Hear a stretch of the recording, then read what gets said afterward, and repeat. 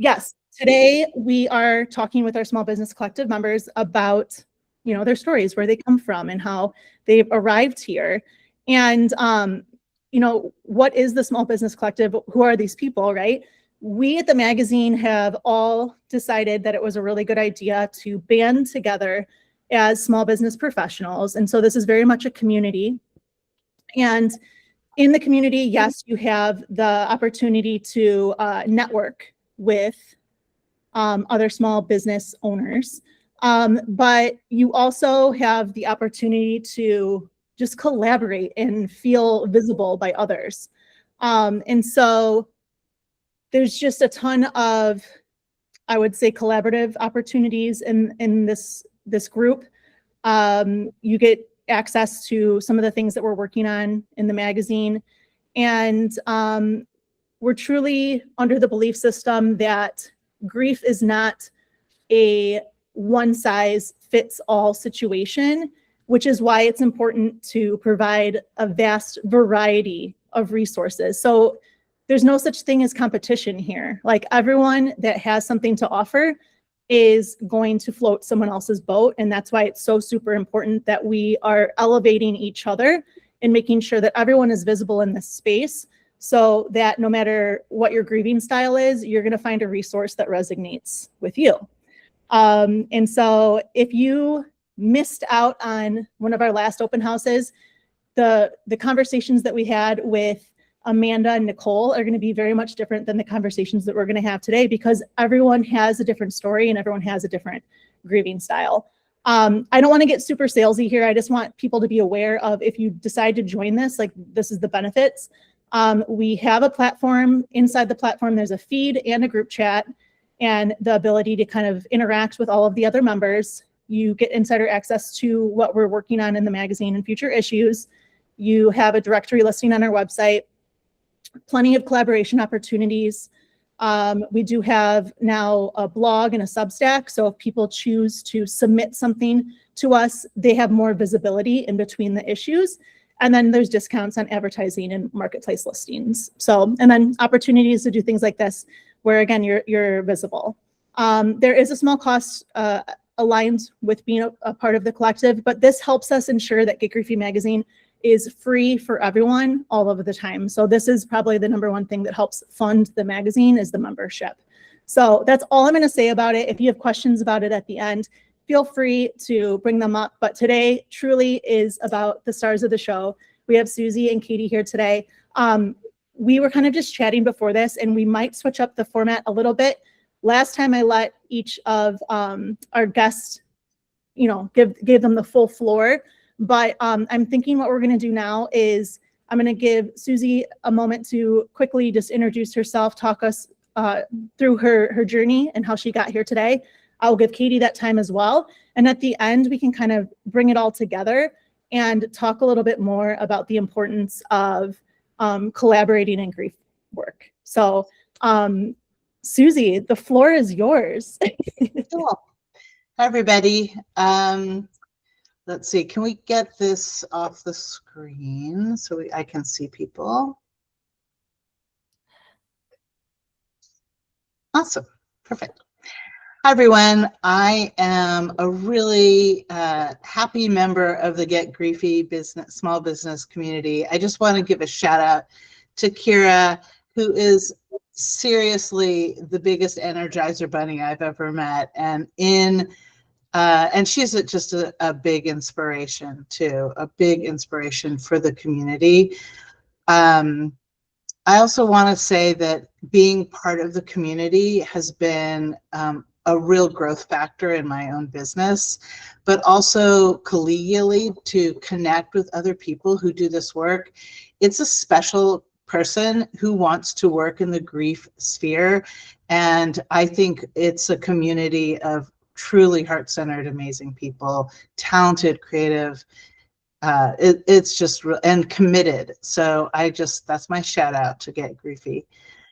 My work is as a transformational creativity coach. So I work with people using the creative process as the the platform or the methodology to exploring their emotions, their stories.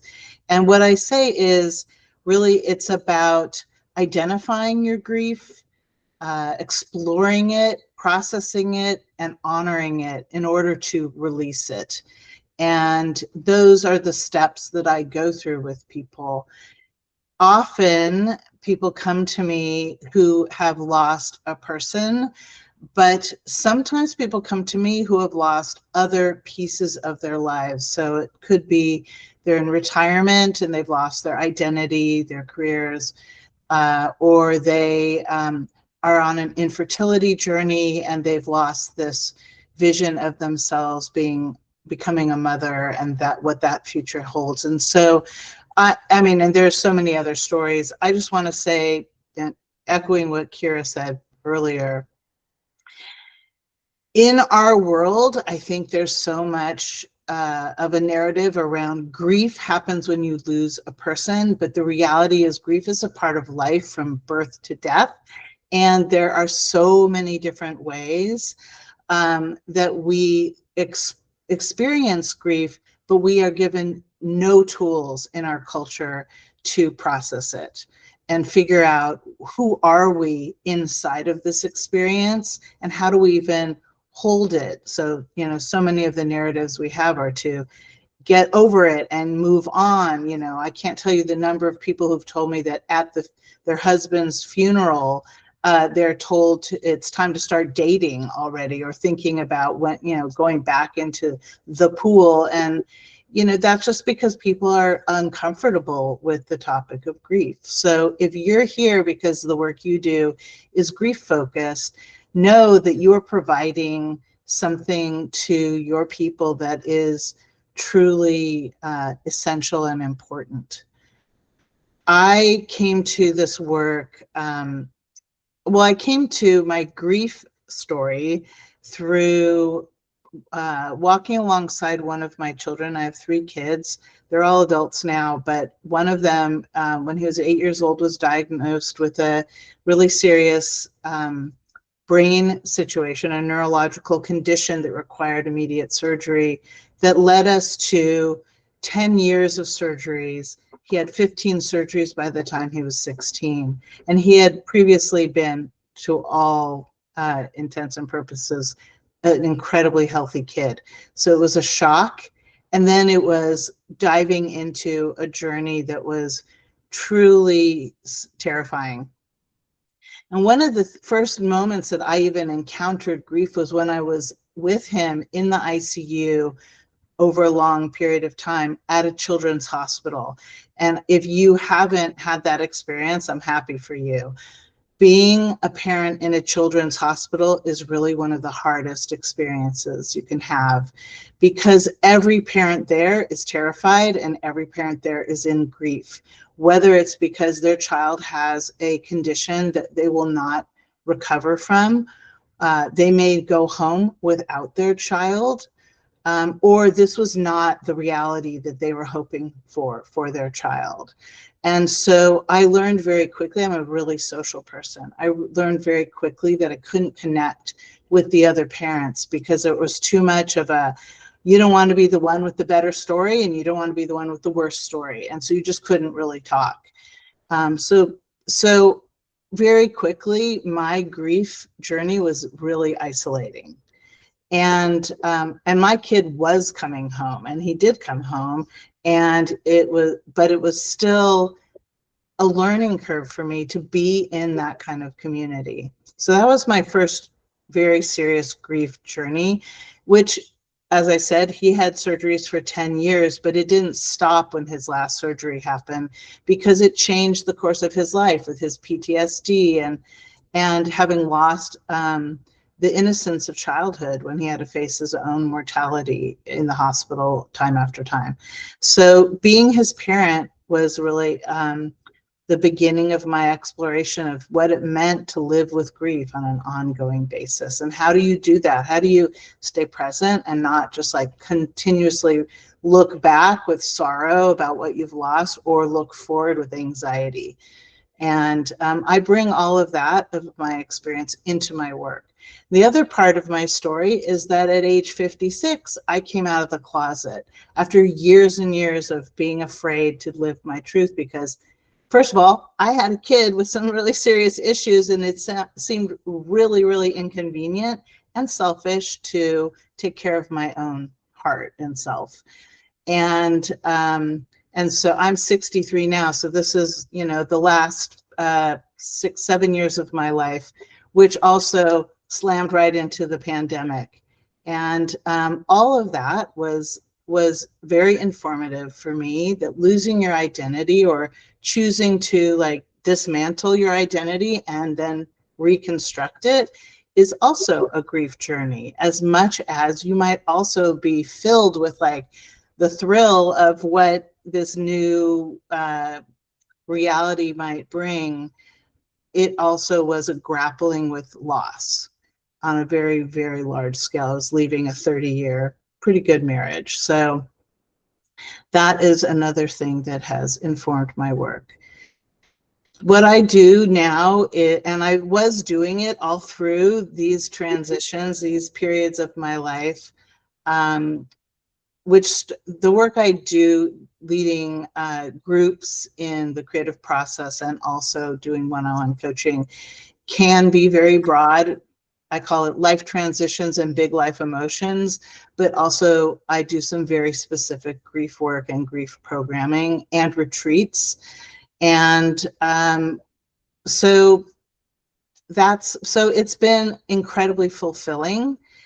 I know that the work I do touches, I call it the wordless heart. It's a part of everyone's experience that can't really be expressed just through talking or writing. And imagery, color, texture, all of it, it's really a powerful way to access the heart.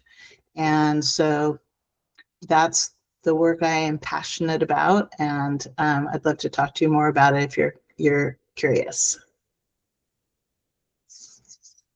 Thank you. It's such an incredible story, and I love the work that you do because it's so incredibly unique to our collective. I think you're one of the very few people in our group that their specification is specifically with the creative arts. And so what I love too is that so much of what we do, we find ways to complement each other. And so you've been involved with other people's things that they don't necessarily typically work with art, but you found ways to kind of combine offerings, which has been really cool. Katy, are you able to talk to us a little bit about your story and what you're working on? Yeah. Greetings from England. Yeah, I'm all the way in England. So you can see this is really international community. This is international for sure. We have a passport. Yeah. And I want to say thank you, Susie, for sharing your story. We connected together a few weeks ago, just before this open house.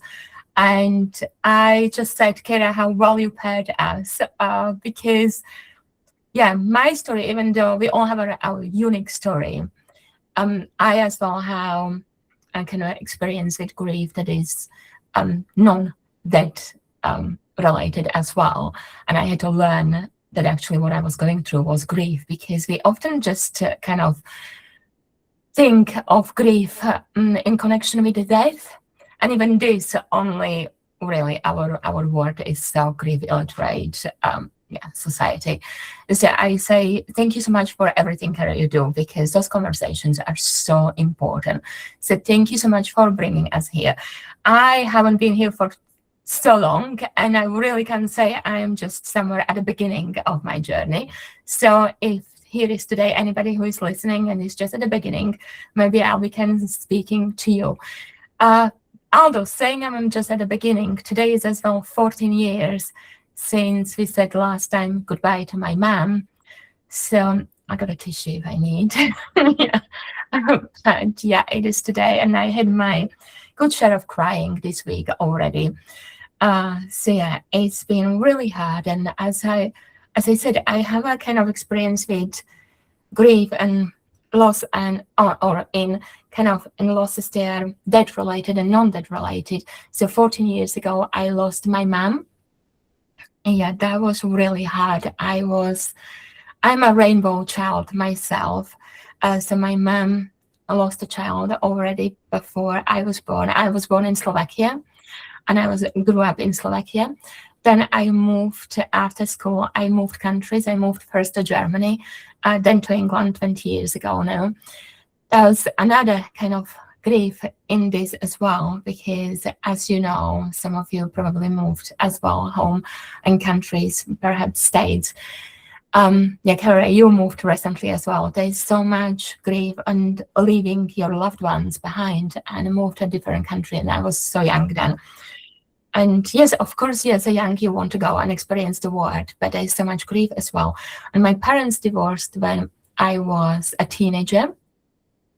And so when my mom died, 14 years ago, we were still very young with my brother.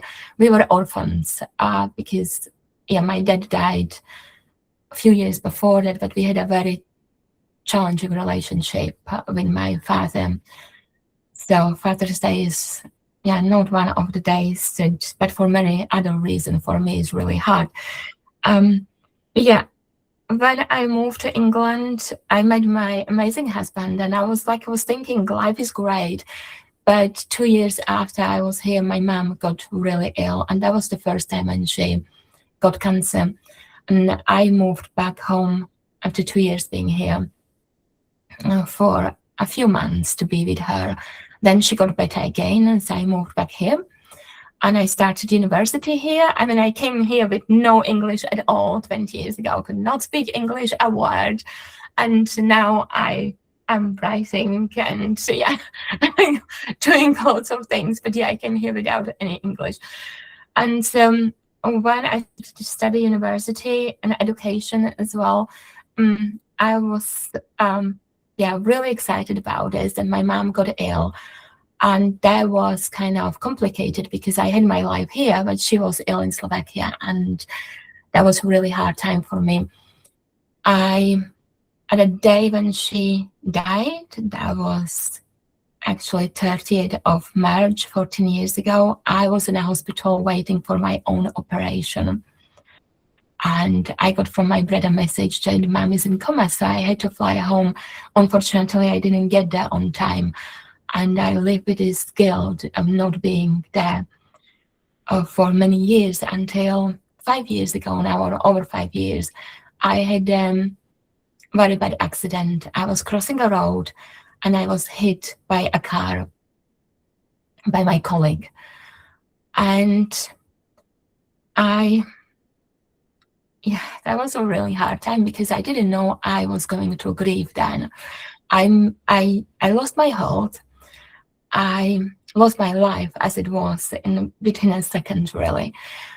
And that was COVID. We all remember 2020, the awful year it was. I was in hospital, could not have visitors and nothing. And I returned to writing then because that was something I used to do in Slovakia, and I wasn't doing this in Germany. I wasn't doing this in England. For years, I had a break because I was just always doubting myself, thinking, I cannot do it in a language I'm not so perfect, but then I kind of forgetting almost my own language. So I started to write it in English. I started to write it. And then later, when I got back from hospital, where I was starting to experience flashbacks, and really writing was one thing that it was a therapy for me, because I was diagnosed with PTSD as well after I created a community, and I'm so grateful for this community, and I know how much communities can help, because I created my PTSD, my story community, where people could share stories of their hardships, really living with PTSD. And then I as well created my Journey of Smiling blog, because I smile often, as you might have noticed, and my mom used to call me Smiling. And so it is really still, because the blog is still on existing, and it is really my story of hope and healing, or healing and hope. Yeah, and after that, it was a long journey. But 3 years ago, we lost as well my mother-in-law. And I observed my husband as he was going through, yeah, thank you. I observed my husband as he was going through his anticipatory grief, losing his mother. And I kind of really could see myself in him, really mirroring my feelings and everything. But it wasn't like from the time I lost my mom, that was like what I was going through. And I had an amazing psychologist because I was in a legal process that started 2 years after my accident. And I shared this with her. And she said to me, well, Katy, you're going through grief, you know? And I was like, how? Like, I know what grief is. I lost my mom. I know what grief is, and nobody died in my accident. But she said, but you have lost so many things, haven't you? And I then, it came like a light bulb, you know? It's like, oh, wow, I have. I lost my life. I lost my health. I mean, I'm a chronic pain warrior now. I lost a job later as well. I had to leave the job I was working for, and that gave me so much satisfaction. And I think we often, as a woman, we often connect our identity as well to what we do. And so did I. And with this, I lost my identity. And I'm so grateful for Kara for this as well, if I can show, because I shared my words here as well on identity loss. And yes, I lost my identity as well. I had to really find who I am. And I feel I'm still kind of finding this way, really. I am in this in-between. And I want to tell you, no, don't rush the in-between. Like healing, don't rush your healing, really. I feel I had to be grounded in my grief, be really in it, to not take over other people's pain, and to kind of tell them, you know, I am here with you, I'm able to sit with you, but I cannot take other people's pain because otherwise I would not be able to help you. And I think this is so important. And 2 years ago, I created then as well Grief Stories community, what is a community which we share our stories of grief and loss and all the different losses. I created it on Mother's Day. And I think it's so kind of really tricky for me because I live in the UK and we have a Mothering Sunday in March, but we have a Mother's Day in Slovakia in May, and America as well. I know we follow the American one. So it's really double hard to have a Mothering Sunday on Mother's Day without mom. But I created this to really honor my mom and as well give space to all the different losses, to highlight all the different losses, that they are all different and they are all unique. But every loss can reshape our life, our identity. You know, whatever you're going through, don't be like me, that I didn't want to talk about what I was going there because I was comparing it with my husband when he was losing his mother, thinking I cannot say to my psychologist what I feel because surely my husband is going through loss of his mother and this is so much bigger than mine. But this is not a grief competition, it's not grief Olympics. We really have to understand this, that any loss that can reshape our life deserves attention. And so a year ago, I co-wrote a book, actually, this one. And I went to America. First time in 5 years, I was able to fly that far after my injury. That was my first long fly. And I did it. And thanks to this, I as well got a contract for my book, where I'm actually writing really about this. The book is called What If This Is Grief? And it's really about how we can find that grief is as well not only bereavement, but all the different losses, and how we should really not compare grief. Because, you know, I just say the words of David Kessler, because I as well recently finished his graduation, his training as a grief educator. And he says, when people ask him which grief is like the biggest or the worst, he says always yours, because it's the one you're going through now. And so yeah, I would say yours really. And, you know, sitting here now today and speaking to you is so amazing. I'm looking forward to it because I'm starting doing in-person support, bereavement support group after Easter. I did find out there is no really support group in where I live. So I got so many messages. People want me to start it. So I am so grateful for having the opportunity to starting the group and just sit with those. Because I want to say, you know, going through grief is hard. And we don't only go through pain to purpose to just see this big purpose like, yes, yeah, I got a book contract and it's all kind of big thing. And so, but I think you can do it in a small, finding meaning. It doesn't have to be big meaning. You can do this really in those small things. Like, you know, Susie is amazing doing this through art, and so it's so amazing. You can do whatever you find. It's just about really taking the pain with us, I would say, and honoring your losses. And on this journey, whatever you're going, just move forward with this grief. Grief is always going to be part of you. But I find as well, we don't have to be prisoners of grief. It is a part of us. It doesn't have to be, you know, we don't have to be prisoners.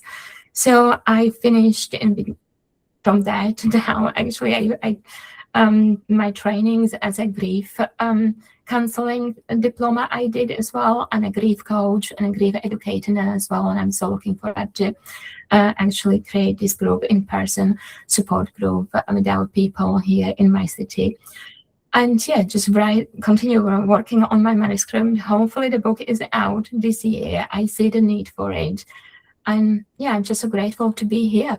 I find there's so many people, there's so much ahead of me, but I find this is not a competition. With all my kind of communities, I try to build bridges instead of fences. And I find this, what Kara, you have done as well, so amazingly. So thank you so much. And I find like, this is not competition. It's competition is really the comparing ourselves is a thief of joy. This is really inspiring. For me, seeing the community how it is really something inspiring. And I feel like it filled me with this inspiring and want to go further with, yeah, honoring all the losses I've been through. And so thank you so much for this space. Thank you. Thank you so much. And, you know, Katy, hearing you talk, I hear my story and yours so much just because, yeah, like the initial loss, like losing our mom, that was so hard. But then the things that follow after, and then you don't have your mom there to help you through that, that's so difficult. And so it reopens that initial wound, and then you're still grieving all of the things, all of the changes that you're going through. And so I think I'm excited for your book because it's needed in this space to be able to talk freely about things that are grief related that aren't necessarily tied to the initial death. It's all of these subsidiary things. So it's very important. I'm really excited for your book. And we've been in the collective, been given some little previews of your cover and all that stuff. So it's been kind of fun behind the scenes to see you working through this, and actually you're almost to that finish line. So it's very exciting. Before we even like continue this conversation, I'm really curious about all of the people that have joined us today. And I guess like what initially brought you here, and whether you have already started something. I think, Michelle, you have like an existing practice. I'm familiar with you. But if maybe you guys want to drop in the chat, it doesn't have to be anything like, you don't have to type, you know, full on chapter book, but just give me a quick overview. I'm curious, you know, what brought you to Get Griefy, and then also what it is that you are doing or want to do as a result of your grief. I'm so curious.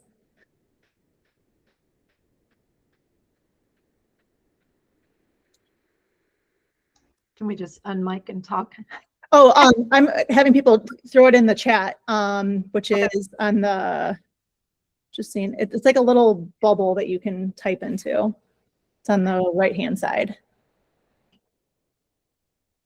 And I know Parul's here too. She's a member of our collective.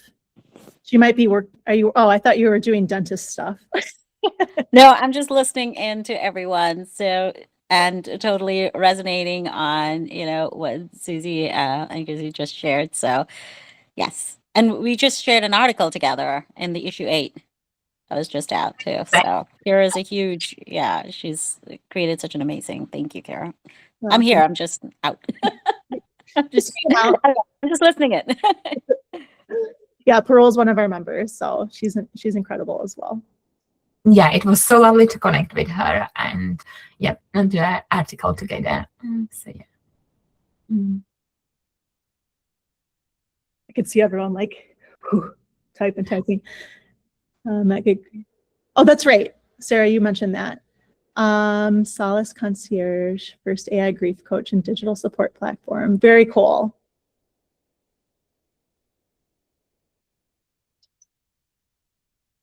Okay. I'm so sorry about your twins.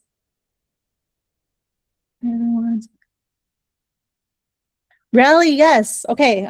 So now I'm like putting names to faces. Very cool.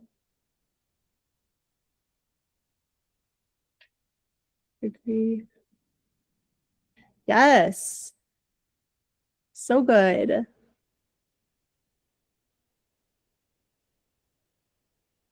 Yes, Michelle, I was a little bit familiar with your work because I think we did an ad for you last year. Yeah, I remember.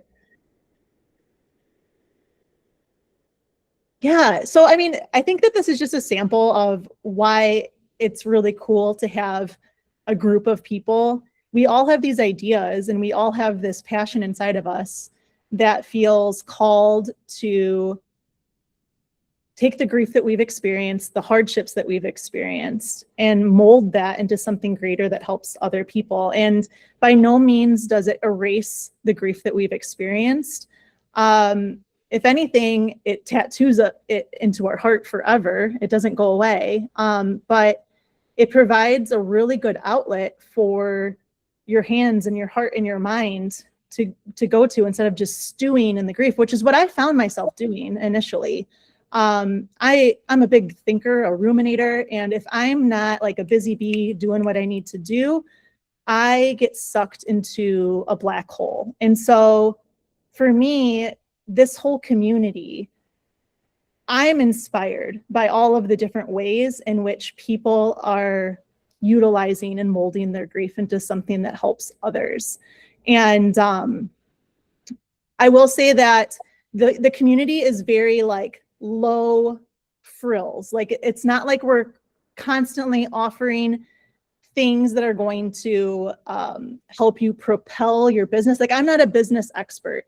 What this really is more of a bridging community. I think Susie might have used, or Katy, you used that term, like you were building bridges, right? And so I wish that I was like a business guru or an expert that was able to provide all of these tools. But when people do come across them, for sure, that's something that we share with each other. But this is so much more about finding ways, meaningful ways to work together, to workshop together, to put on events together, and just support each other's work in a meaningful way. Yeah, Susie, go ahead. Well, I wanted to speak to that because one thing that's really beautiful about Get Griefy is it's collaborative. And so it's not about Kira being a big business expert, although you have mad skills, woman. I don't know. Don't ever downsell yourself, please. But there are people in there who are podcast experts and publishing experts and coaching experts and social media. And so we have all these sub communities within the larger community. And honestly, there's an ebb and flow. We are all, of course, super busy and slammed in our own businesses, but we get together and we share the tidbits. We have group calls where it's like our sub community talking about how do I, share my work on Pinterest or something like that. Or there's, podcast host get-togethers and things like that. And we learn from each other, which is, I think, the power of community is that we're not all sitting around waiting for Kira to launch. We're all doing parts of that as well for each other. And I found it also I don't have my own podcast, but it was a great way for me to find people who do have podcasts that relate to my topic. And so I've been on a number of podcasts now from the community to talk about my work. And that's been an honor, honestly, and lots of fun. So I really feel like the members of the group are my friends. And I think it's because we do this work, but also because the nature of the community that Kira's built is just friendly and not competitive. So I enjoy it for that and a lot of other reasons. Yeah, Katy. And if I could just add to this, actually, as well, Katy, you are really amazing. And this that you sent us those forums, kind of, if you want to do some collaborative project and so. And I said I haven't been here for very long, but I already jumped onto some few projects actually doing with you and with other members and so. And I really enjoyed it. And you can just create your own as well. So it really is. Gives you ideas and just kind of connections, and as Susie said, we kind of become friends. Really. So I would encourage you all, and it's so good. By the way, I just read the messages, like to see that so many people writing about all the different losses, and not just bereavement, but that's what I do with my grief stories, where people once a month somebody shares a story, some grievers from all around the world as well. And I'm actually going to have a few people from the community as well. And seeing all those messages, I feel is really need for talking about grief, kind of more general, like from the bigger point, really. And that's why I really am grateful for this, because this really is something what you have so many different losses in this magazine. And thank you so much, Kara, for doing this, and Susie, for sharing your story and doing what you do, and everybody in this community. I think we are really supportive community. Yeah, thank you so much. I appreciate just like the positive feedback and sharing your experience with the group. It really is one of those things that it is what you make of it. So if you really want to be involved, then that's all you have to do, is just be involved and jump in, and people will welcome you with open arms. But as to Susie's point as well, sometimes we have these phases in our life where we're just tired and we need rest. And that is the productive thing for us in order to move forward with our business, is to take like a step back. And so again, it's not like a ton of events that you feel like you have to show up to all the time. It's you show up when you're ready to show up. And the majority of it is kind of like live in real time. You just go onto the app, you check and see what's going on. And from there, we do try to plan out like the big community events in advance, so that way people can plan for it. It is a little challenging just because we are international.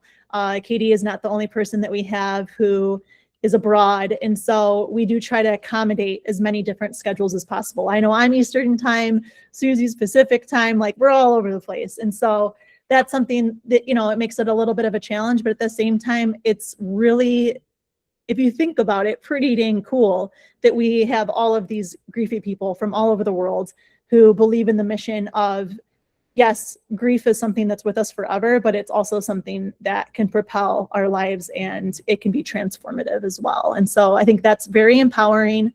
And it's inspiring. You're around a bunch of people who expand on what you thought was initially possible with something that you maybe started on. Some people start, I'm just going to be writing a book and that's it. And then all of a sudden they come in contact with all of these other people and they're like, maybe I can expand. Maybe I can touch on this. Maybe this can be a new offering for me. And so I think that's the part that's pretty cool about it too, is just expanding on what's possible. And, it's like that old saying, you become most like the people that you spend time with. Well, when you spend time with inspiring people, you become inspired as well. So it's very cool.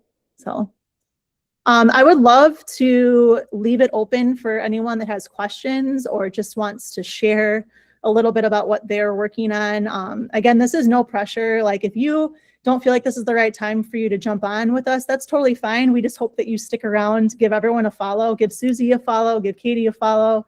And also feel free to drop your social media here in the group as well. Like we would love to follow along and see what everyone's up to, regardless of if you're a member or not, but we, hope you join us. But yeah, please, if there's any questions, this is the time.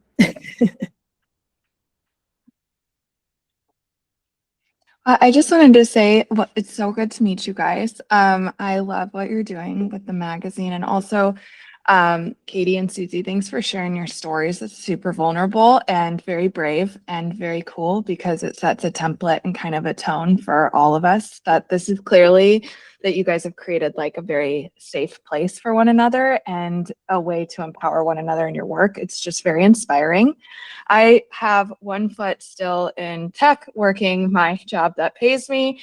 My husband is full-time at Rally. We built Rally together, but been on my own kind of grief journey. I won't trauma dump here all my stuff, but I will say, Susie, what you shared about kind of using art and creativity, and Katy, you about processing and naming grief and like the importance of having names to things, I think is just so valuable. Talk therapy is not the only type of therapy. I think that is like such an important message, and also understanding how to translate experiences and naming them as like, oh, you can grieve stuff other than individual experiences of loss of a human or someone you love. So anyways, your stories really resonated with me and very encouraging to me, especially as I kind of straddle worlds where I don't have a huge community in my day job who understands or talks about any of this. And so thanks for the opportunity to come and listen. It was really, really great. Of course, of course. Yeah, Michelle, go for it. Yes, thank you, both of you, for sharing. And, one of the things that I hear from both of you that I also align with so much is that we live in a culture that doesn't even acknowledge these multiple things that are losses that are cause for grief. And sometimes when I'm in conversation with people, even bringing that to their attention, oh, have you grieved that?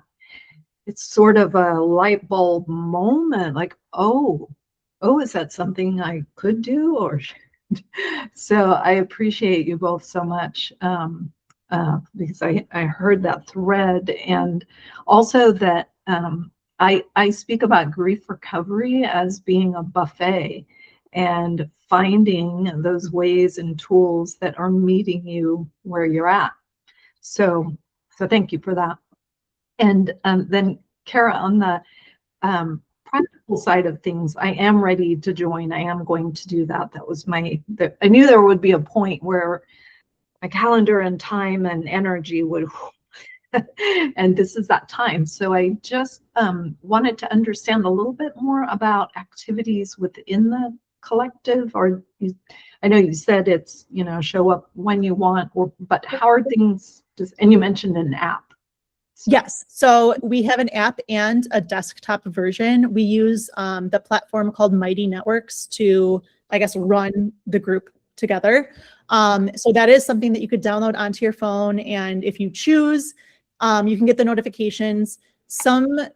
I had some feedback from members saying that sometimes the notifications were overwhelming. It was just too much. And so what I ended up doing is creating a members only website page that you have to utilize to gather like just all of the materials that you need to be successful. So I'm not constantly bombarding the feed with like, hey, here's this, here's this, here's this. Like those things just exist, and it's like a website that you can go to. But then from there, on the social side, there is opportunities and conversations that are, I can't give you an honest answer of how often it goes off there. It truly does ebbs and flows. Like there's some weeks where it feels like everyone's really inspired and there's a whole lot of conversations going on. And then there's some lulls. I would say we are coming out of a lull season. I feel like right after the holidays, everyone's just exhausted. And so I think that we all collectively are slowly coming out of hibernation right now, and everyone's kind of getting ready to jump back in. So it really, the social side of it does ebb and flow. But now that I have completely walked away from, I was working as a high school educator for like 15 years. I've completely walked away from my position at a high school. And so now that I'm doing this full time, I'm able to have more regularly scheduled meetings. And so what we're going to end up doing is something like this once a month, which is like considered an open house for people who are new members. And then we conveniently schedule a new member meeting or a newish member meeting for anyone who would like a refresher, like the week after that. So that way people who are just getting integrated into the community, they're able to jump in with more of like a tutorial style. That I believe I wrote down is on the 7th. So if you do join, that's something that you can attend. And then from there, what we're going to start doing as well is office hours. The office hours, no agenda at all. It's just anyone who would like to come and kind of have a power hour and just kind of talk through what it is that people are currently working on. That's a really good way to raise awareness of personally what you're working on and how you can support other members and vice versa. And so, you know, we're huge in collaboration here. We feel like that's the best way to be visible on the majority of the platforms. And so, for example, we work with Bloomwell Partners. They're part of the collective, and they brought up something about the National Day of Mourning, which is in Canada, which is for talking about grief in the workplace for anyone that is currently grieving, or if a coworker dies, like, what do you do? And so we talked about like the importance of extending condolence cards to people that maybe you don't know as well, but still like acknowledging their grief. And so we're going to be doing a workshop for that. But because we have so many members in the collective who also do greeting cards, we're going to bring them into that conversation, and we're going to all kind of do something together. So what ends up happening is we have one idea, and then we think of ways that we can expand on it and include other people and other facets and other branches of the tree, so it can kind of all come together and have a more all-encompassing conversation. So monthly, there's opportunities in terms of social media stuff. And then, you know, there's the monthly office hour, monthly new member meeting. And then once a quarter, we do like an all member, hey, this is what's the next issue. This is what we're doing. This is how, if you would like to be involved, this is how. So yeah, I hope that answers your question. Sorry, it's a lot. I wanted to add something, Kira. Yes. You didn't mention, and that Kira's incredible. I'm like your biggest cheerleader. Kira's incredible about social media. So she is doing collabs in the group, like saying, we're going to share about sibling loss day, and so send me your stories and a picture, and then Kira makes a carousel that is shareable with links and all this stuff. And so you immediately have a post that you can put on your social media and stories, and then you have links to all these other amazing colleagues in the grief sphere. So I think that's been amazing to me in terms of outreach and connection. Those things that you're doing. Really. That is something I've also tried to simplify. Prior, like I was building the plane as I was flying it. It was really hard for me to think ahead. But now that this is my career, I am able to be like, okay, what's coming up? Okay, what can I plan around? And then I put the form out. So for example, we just put the form out for the month of April, and I have it tiered. So like, let's say you missed like the first wave of content, no big, just skip that first question and then move on to the second one. So all of the April collaborative content is in one single form. You take 10 minutes to fill it out, put in your bio, your picture, and then from there, I plug and chug and put it out on social media. So it's just a really easy way to gain some exposure to other accounts that maybe you wouldn't normally have, because if, you know, for example, myself, Susie, and Katy are all on the same post and we all share it, then it's new eyes on it. So it's kind of like a visibility component. Melissa, I'm sorry, you had your hand up. I know you have something to say. Yeah, I just wanted to say hi. I know we just connected, Kara and I just connected via email, and she invited me to the open house. And I am half of Good Grief. We're an online gifting company, and we put that in the notes. So we do curated care packages for, we say, life's twists and turns, the loss of a loved one and illness and miscarriage and all that fun stuff. And we're considering joining and just like trying to connect. We're going to be celebrating our 5th year of business this month, and we got 9 months to make this work. So really trying to like network and connect with other people in the grief space and get on podcasts. We have an affiliate program. So we're just kind of like really reaching out and trying to see what we can do. So yeah, I'm happy to be here and meet you all, and look forward to joining. Oh, thank you. Yeah. And another thing I would say too is people are shy about it, but like self-promotion inside the group is totally welcome. So like if you have an affiliate program, plug that to the group, you know, because I feel like there's so many people that would be like, yeah, I want to do that. And you know, all we ask is that if you plug yourself, then you also are contributing in a way that's helping others too. So it's just like very much a push-pull. I don't think there has been anyone that's been only like me. Like I think there's been a really good synergy and a lot of just collaboration. I feel like that is the word, collaboration. So yeah, we've been trying to partner. We do like add-on services for our boxes too. So we partner with some people that are doing grief coaching or pet loss coaching, miscarriage coaching. We've done like a couple custom boxes with some people to launch, you know, some of their products with some of our stuff, and guest blogs and things like that. So yeah, totally. Very fun. cool. Good meeting. Any other questions or just something to share, thoughts?